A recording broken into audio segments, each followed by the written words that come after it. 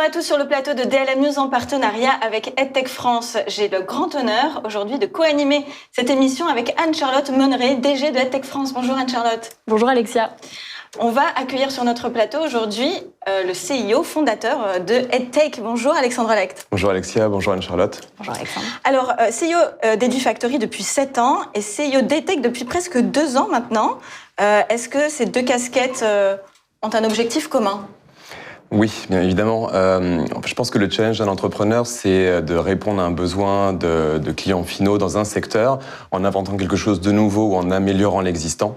Et je pense que le Graal, c'est quand on peut augmenter son impact en restant dans le même secteur, en créant de la valeur ajoutée avec des offres complémentaires. Et c'est ce qu'on fait entre EduFactory et EdTech, puisque chez EduFactory, depuis 7 ans, on crée des modules de formation sur mesure pour les entreprises. Et chez EdTech, on crée les outils qui permettent de concevoir ces formations. Donc on a créé un espace de travail dédié pour tous les acteurs de la EdTech. Génial, espace que je connais bien et que j'aime beaucoup. Du coup, en moins d'1 an et demi, Alexandre, EdTech a été sélectionné et référencé auprès de nombreuses entités. Qu'est-ce que cela représente pour toi ? C'est évidemment une grande fierté pour les équipes parce que c'est la validation que ce qu'on fait sert à quelque chose. Et on l'a vu auprès de différents acteurs. On a été référencé dans le classement des Startups for Change de Wavestone. On a remporté les trophées de l'innovation de la formation perpétuelle. On a été référencé chez Pôle emploi au national. Et on a été sélectionné par le ministère de l'économie et des finances dans le cadre du plan de relance. Et pour terminer, on a remporté le référencement de l'UGAP, la centrale d'achat public. Donc un petit peu avec différents acteurs, on a pu avoir cette validation et donc ça montre qu'on avait trouvé une solution intéressante. Alors, tu dis que EdTech est un espace de travail avec une combinaison de 3 offres de services. C'est bien ça ? Exactement. Ok.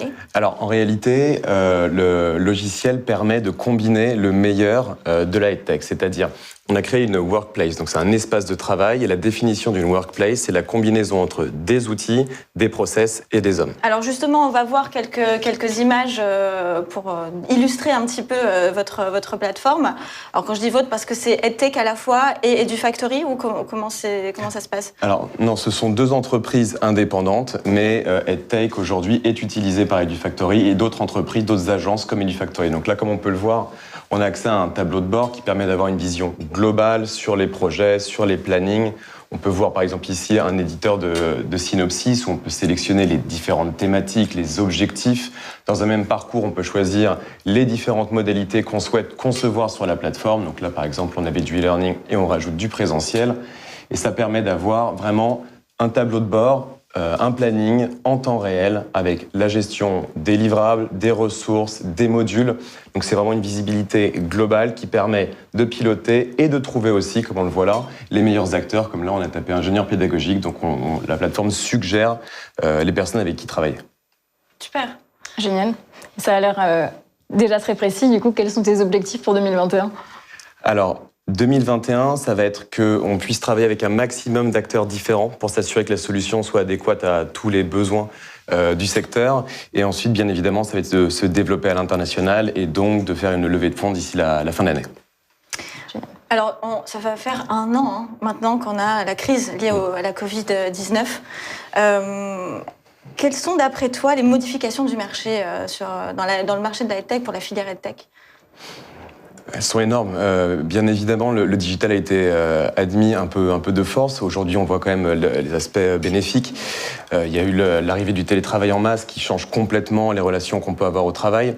Mais moi, j'insiste beaucoup sur l'adoption du digital et la solution qui a dû être mise en place extrêmement rapidement. En fait, on se rend compte dans la filière qu'on a presque fait un bond de 10 ans en avant. Et on se pose la question de savoir si les utilisateurs sont réellement prêts, si on a cette maturité-là.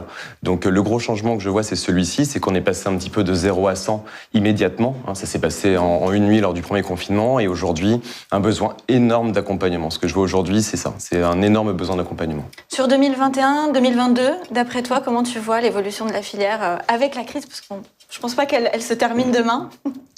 Évidemment, elle va continuer à grandir. C'est tout ce qu'on lui souhaite, en tout cas, d'avoir des offres qui se regroupent un petit peu, qui viennent se compléter. Ce qu'on souhaite, en tout cas, ce que moi je souhaite, c'est un peu une mutualisation des forces et un travail en partenariat, les acteurs les uns avec les autres. Et c'est ce qu'on fait parfaitement bien avec EdTech France. Super, merci beaucoup Alexandre Lecht d'être venu sur nos plateaux.